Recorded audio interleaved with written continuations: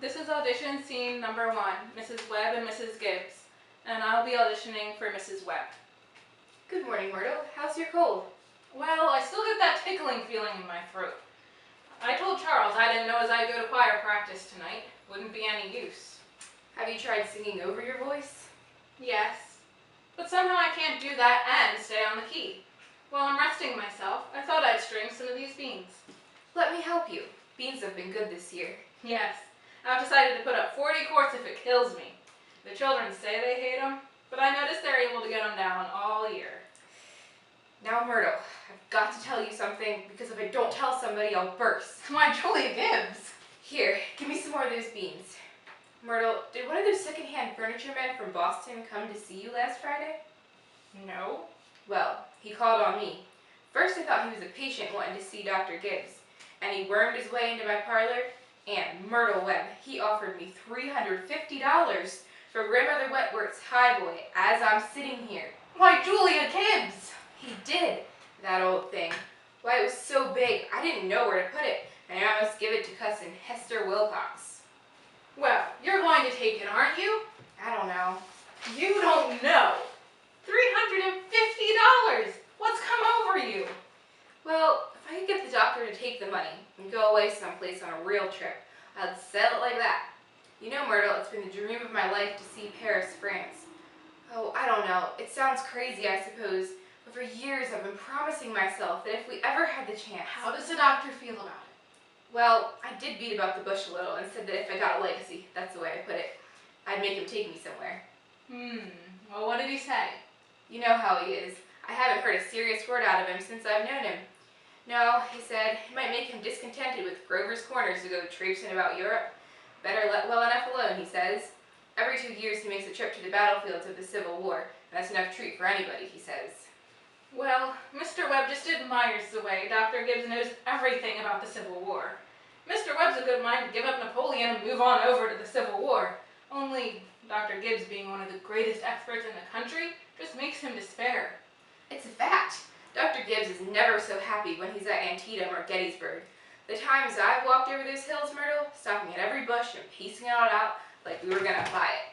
Well, if that second-hand man's really serious about buying it, Julia, you sell it. And then you'll get to see Paris, all right. Just keep dropping hints from time to time. That's how I got to see the Atlantic Ocean, you know. Oh, I'm sorry I mentioned it. Only it seems to me that once in your life before you die, you ought to see a country where they don't talk in English, and don't even want to.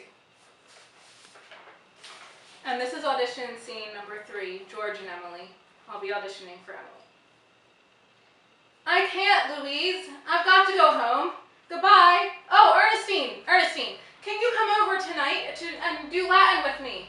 Isn't that Cicero the worst thing? Tell your mother you have to. Goodbye. Goodbye, Helen. Goodbye, Fred. Can I carry your books home for you, Emily?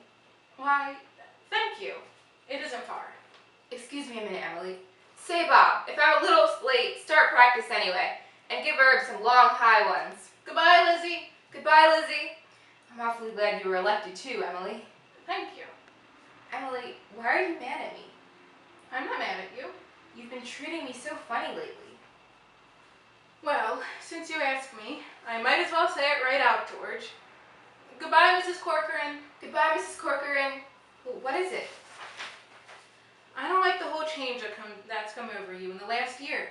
I'm sorry if that hurts your feelings, but I've got to tell the truth and shame the devil. A change? What do you mean? Well, up to a year ago, I used to like you a lot. I used to watch you as you did everything, because we'd been friends so long. But then you began spending all your time at baseball, and you never stopped to speak to anybody anymore. Not even to your own family you didn't.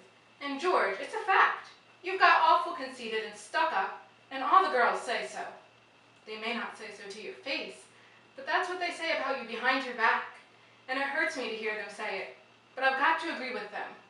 A little. I'm sorry if it hurts your feelings, but I can't be sorry I said it.